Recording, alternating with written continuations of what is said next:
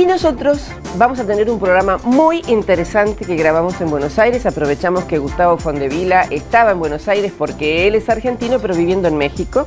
Es doctor en Derecho de la Universidad de la UBA, magíster arte en Ciencias Políticas, profesor e investigador de la División de Estudios Jurídicos del Centro de Investigación y Docencias Económicas en México.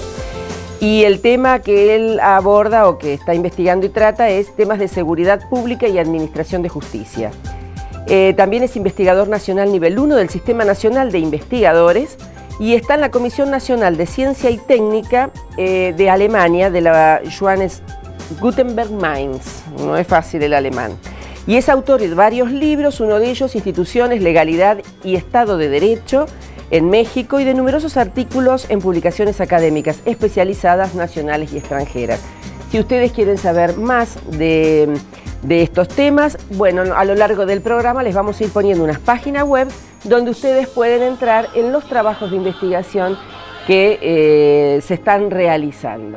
Así que si les parece bien, va a ser un tema muy interesante. Hay un final muy atractivo porque nosotros, ustedes y el barrio, hay posibilidades de hacer cosas.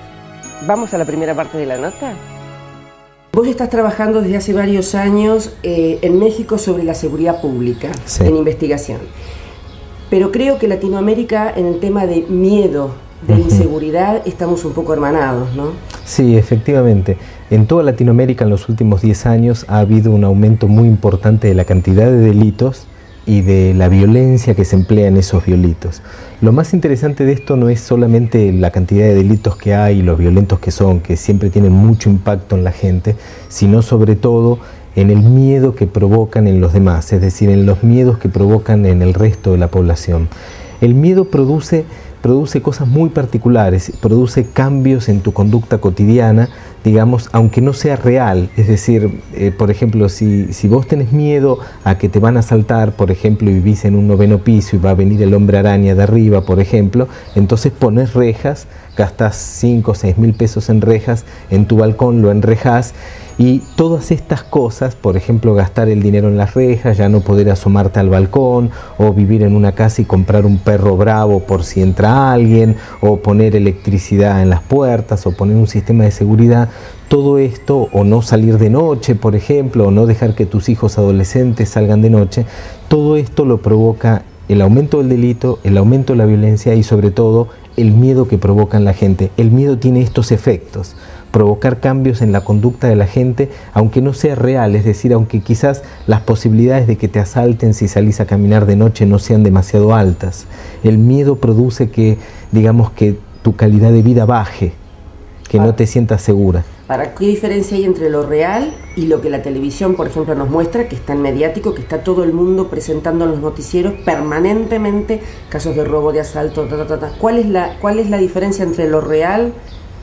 No hay un punto así objetivo y exacto, pero sí es cierto que los medios magnifican, digamos, los delitos, magnifican los problemas de seguridad pública que hay, y esto provoca además, digamos, que se transforme esto en una especie de círculo vicioso. La gente tiene más miedo, consume más televisión digamos, con hechos de sangre, con delitos y etcétera, etcétera, y termine transformándose todo en una especie de paranoia social, en donde la gente tiene miedo y no hace cosas y los demás también, y finalmente se deja de vivir un estilo de vida como se vivía antes. Esto es muy común en toda Latinoamérica, ¿eh? Pero es abismal lo que yo vivía cuando era niña, digamos. Es más, el policía era como el maestro, intocable, admirado, era el tipo que estaba en la esquina parado en una garita. Hoy la imagen de la policía está totalmente desprestigiada. Sí, en muchos países de Latinoamérica esto es todavía mucho más grave. Hace poco, en una guía de turismo muy conocida de Francia, aparecía en una de las indicaciones: si usted tiene un problema, por ejemplo, el país era México, si usted tiene un problema en México, jamás acuda a un policía, porque el policía va a aumentar su problema seguramente. Si te fijas, por ejemplo, en las películas del cine o en las películas de televisión de los últimos 15 años, esto que vos decís es tal cual. Va pasando desde el policía como una imagen, el policía de la esquina, que uno recurre para cualquier tipo de problema, etcétera, etcétera, al policía corrupto, al policía venal y al policía al que ahora le tenemos miedo. que es parte, digamos, no sabemos si es parte de los delincuentes, pero que la percepción de la gente, lo que la gente cree es que no voy a denunciar un robo porque seguro voy a encontrarme al ladrón en la comisaría tomándome la denuncia. ¿O para qué? Si total no aparece, si total seguramente está conectado el policía, los countries que uno ve en Buenos Aires, ¿cómo roban? Y roban porque seguramente echaron a algún policía o está en contacto el policía y el guardia o la seguridad privada con la policía. Perdió total credibilidad. Sí, efectivamente. Esto es un fenómeno también muy particular que está generado por la impunidad.